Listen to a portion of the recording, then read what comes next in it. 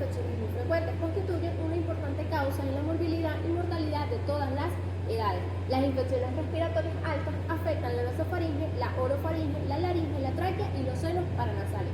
Hay que tomar en cuenta que la mucosa del tracto respiratorio superior es continua, por lo tanto cualquier afección en uno de sus sectores se puede propagar hacia sus sectores inferiores.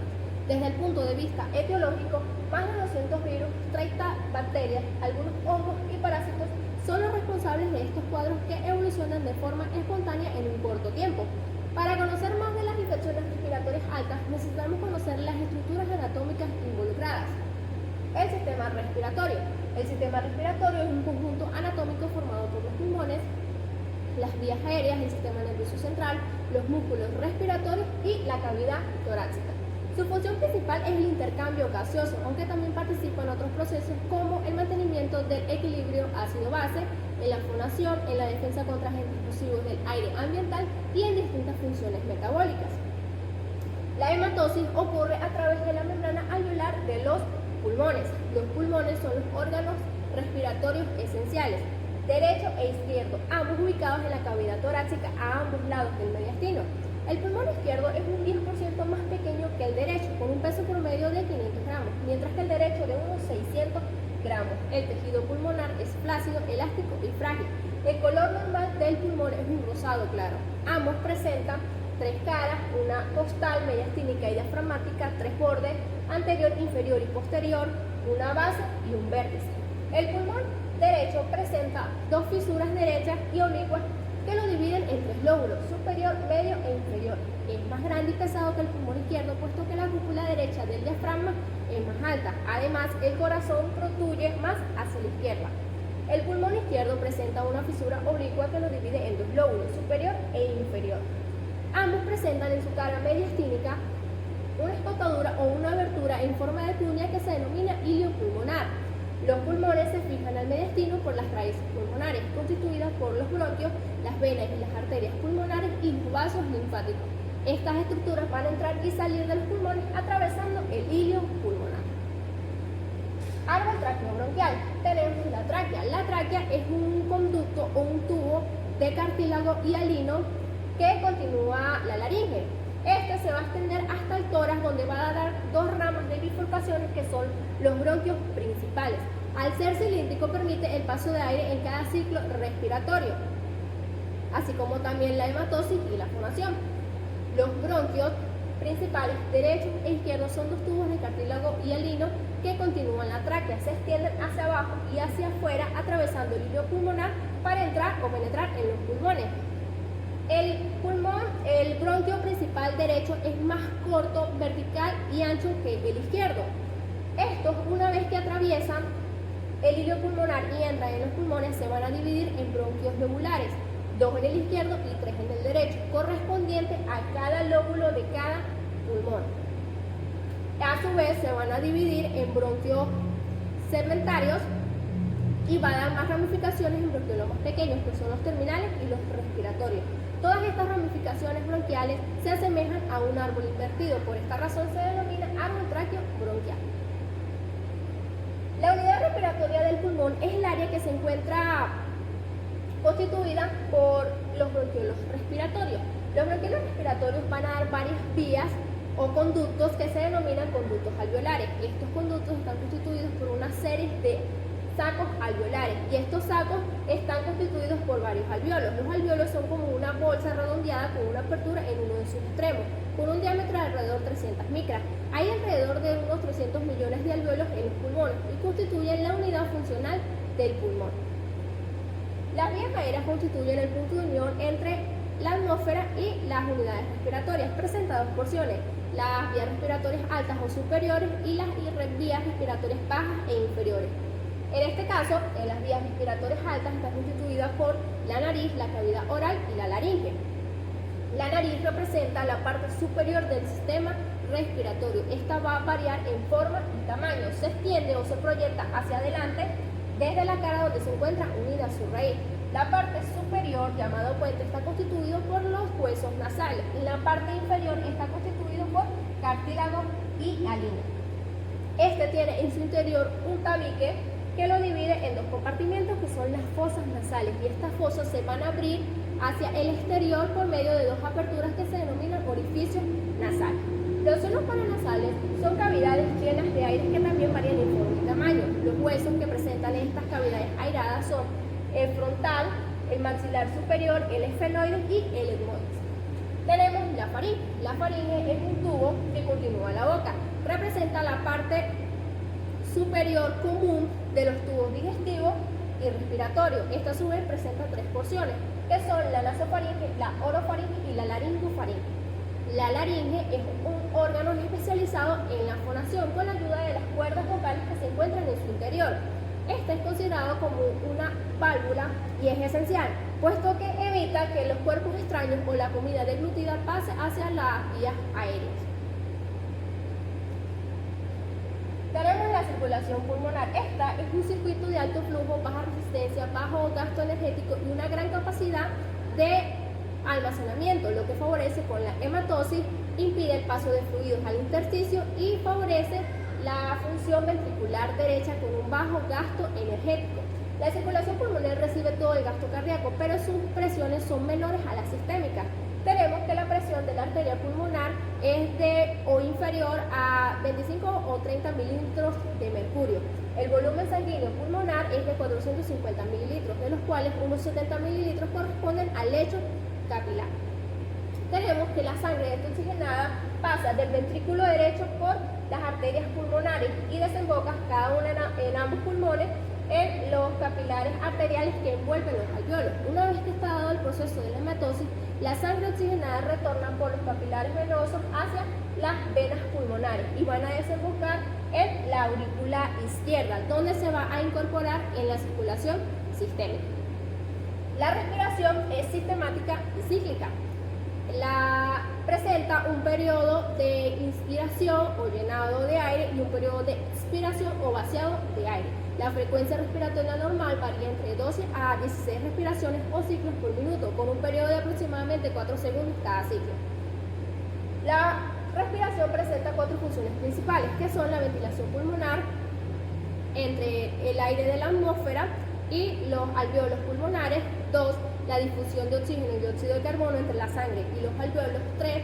El transporte de oxígeno y dióxido de carbono en la sangre y los líquidos corporales hacia la célula de los tejidos corporales.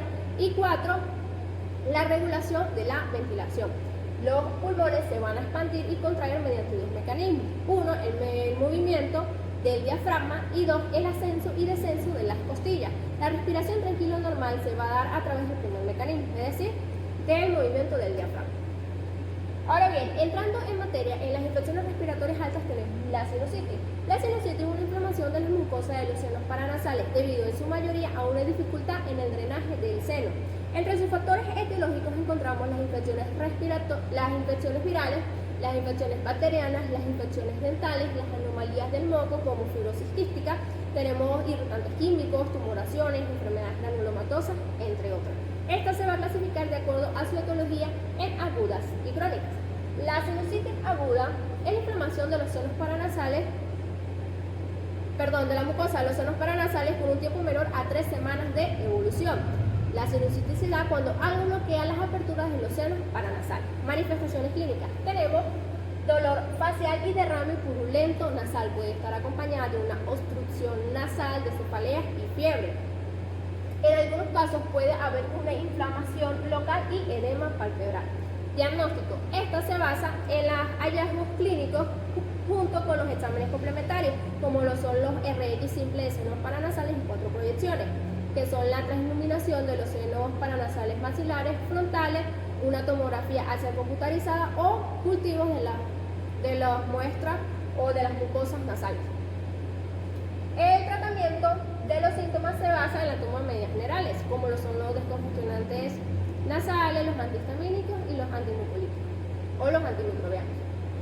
La sinusitis crónica es el resultado de los episodios repetitivos o un tratamiento inadecuado de la sinusitis. Cuando algo bloquea el osteo y produce una dificultad del seno, allí se produce la acumulación de la mucosa, dando paso al desarrollo potencial de la sinusitis. Entre sus manifestaciones clínicas tenemos dolor facial alrededor de los ojos, de la frente y a ambos lados de las mejillas, Hay cefalea, dolor en el paladar y en los dientes, obstrucción nasal, derrame mucopurulento, hay tos nocturna, halitosis, ronquidos, entre otros. El diagnóstico se basa en una adecuada anamnesis y en un cuidadoso examen físico, complementario con los exámenes como el RX, una tomografía computarizada, una prueba cutánea de alergia y con muestras de las mucosas nasales. Tratamiento. Todas las afecciones crónicas en la sinusitis se pueden curar, pero estas requieren de un tratamiento prolongado.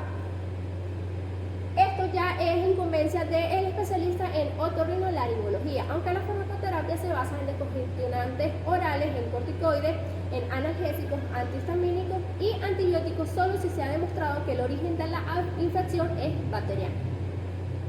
Tenemos el resfriado común. Esta es una enfermedad aguda que se caracteriza por la infección de la mucosa nasal de causa viral y se cura de forma espontánea en todas las edades.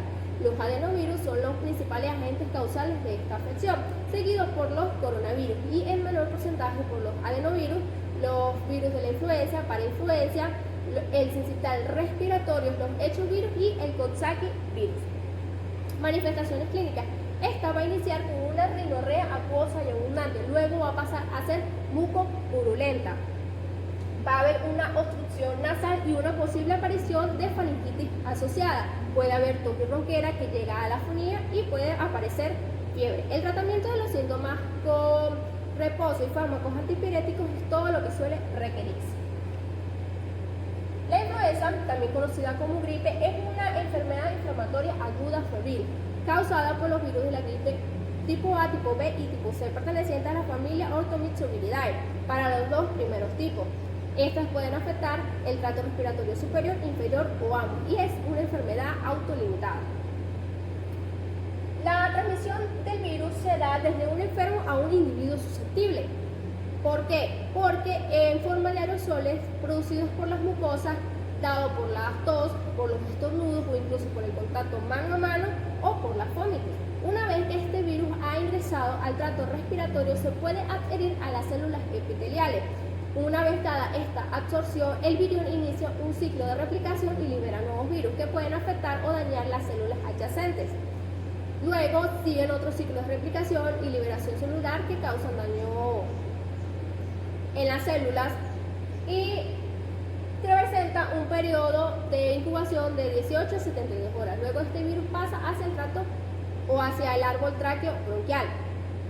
Las denominaciones de estos virus se basan a través de las características de los antígenos de las nucleoproteínas y de la matriz. En el caso del virus de la gripe tipo A, se basa en dos antígenos de superficie, que es la hemaglutinina y la neuraminidasa. Los virus tipo B y tipo C se denominan de forma similar, pero no reciben denominaciones de subtipo, puesto que sus variaciones son menos frecuentes. Manifestaciones clínicas. Tenemos síntomas sistémicos como fiebre de 38 a 40 grados centígrados, tenemos escalofríos, cefaleas, mialgia, artralgia frecuente, astenia, odinofagia, entre otros. El tratamiento se basa en reposo, la ingesta de abundantes líquidos, la toma de los signos vitales cada 8 horas y en medidas antitérmicas, como el uso de fármacos como el paracetamol, los antiinflamatorios no esteroideos y los salicilatos en individuos mayores a 16 años. También se usa la amantadina o rimantadina de 200 miligramos al día y una dosis de 100 miligramos a pacientes con insuficiencia renal. Esto se da en las primeras 48 horas de la enfermedad. También está el uso de la ribavirina, que es un antiviral muy eficaz en los virus de la influenza tipo A, en los adenovirus, en el virus de la fiebre y en el sincital respiratorio. Se da en forma de gotas en aerosol, puesto que de forma oral es ineficaz. Faringitis aguda. Tenemos que esto es uno de los síntomas más frecuentes en la atención primaria. Se va a caracterizar por mediadores inflamatorios, por una invasión directa de las células faringes y por hiperplasia linfoidea. Presenta dos etiologías, viral y bacteriana. La viral presenta una incidencia estacional y se instaura de forma gradual. Va a iniciar con una sensación de escalofrío y fatiga. Puede haber sequedad en la garganta que puede causar dolor faríngeo, que aunque es mínimo puede impedir la dilución de los alimentos. En algunos casos puede aparecer fiebre. En la de causa bacteriana aparece en cualquier época del año, iniciando con una fiebre mayor a 38 grados centígrados, un fuerte dolor en la garganta impidiendo la dilución de los alimentos e incluso el paso de la saliva. Estos dolores pueden migrar hacia el oído produciendo otalgia. En algunos casos puede aparecer cefaleas, náuseas, vómitos o incluso dolor abdominal. El tratamiento, cuando es una etiología bacteriana, como en el caso de la faringitis estreptocócica, se usan antibióticos. En algunos casos es necesario la extirpación quirúrgica de las amígdalas. Y los analgésicos, como el paracetamol o los antiinflamatorios no esteroideos, pueden contribuir a disminuir el dolor en pacientes con infección en la garganta. Gracias.